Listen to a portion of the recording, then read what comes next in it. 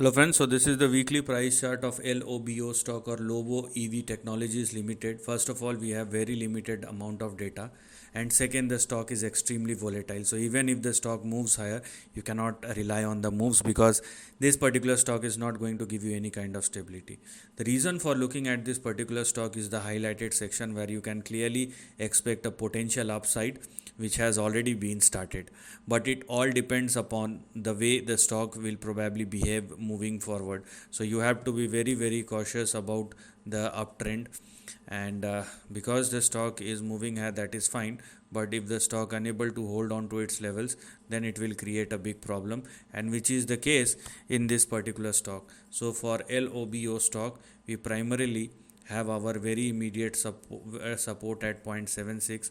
We have our next big support at 0.58, and we will have our stop loss at 0.46 on the downside. So please do not go below these two levels or all these levels, otherwise downside will start once again. So we have our support and stop loss at 0.58 and 0.46. Meanwhile, it is mandatory for the stock to keep on trading and sustaining above 0.76 if you are looking for an upside. So for LOBO stock, if the stock continue to trade and sustain above 0.76, then the immediate target which we have in front of us will be 1.36.